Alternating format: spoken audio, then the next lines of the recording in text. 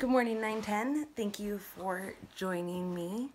I am just wanting to share with you a bit about my prayer life lately. It has really been focused on the concept of asking for what God wants and not asking for what I want. It's been an interesting, it's just been an interesting focus to kind of take the asking off of what I want and asking God what He wants, and then asking for Him to do it through me and to surrender to that. So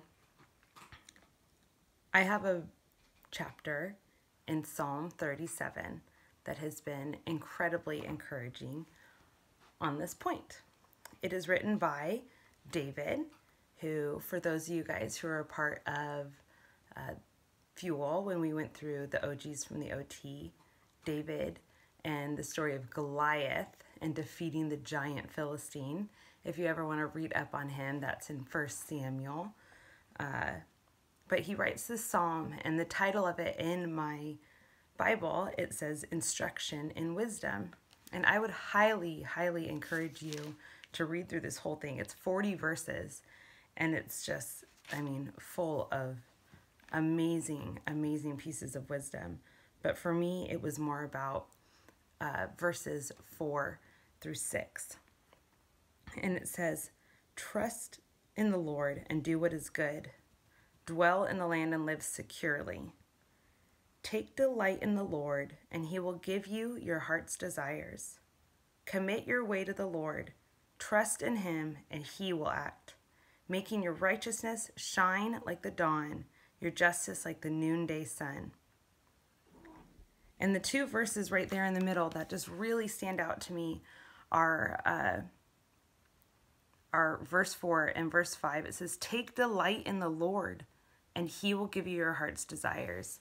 I think there's so much to be said about finding joy in the time that we spend with Him, the time when we sit before Him, eyes closed and hands stretched out, and just saying, "God, I take all that I have and I put it at your feet."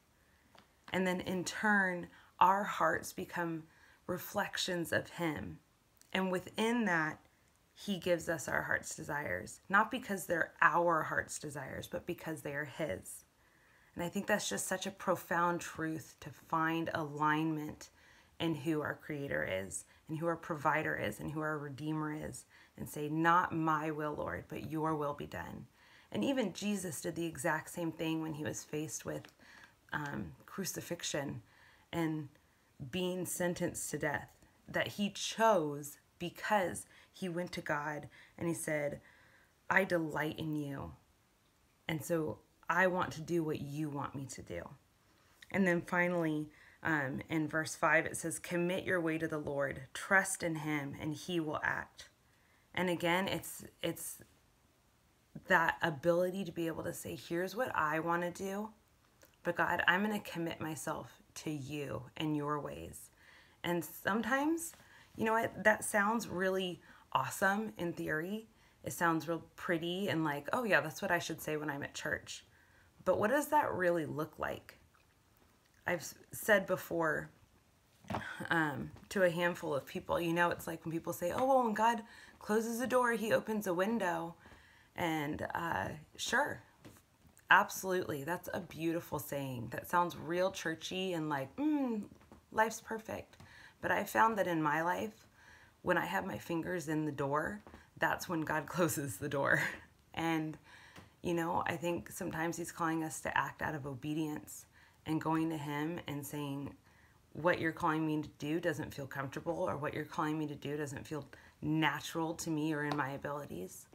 But I'm going to commit that to you. I'm going to ask that my desires are your desires." And in that can help us just pull our fingers out of the door a little bit when He has it closed.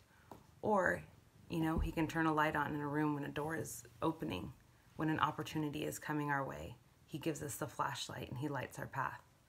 So with that today, 910, I just really want to encourage you guys in the time that you spend with God, praying, not just asking for stuff, but asking for God to make His way known to you, and for you to surrender to that and say, how do I do that, God?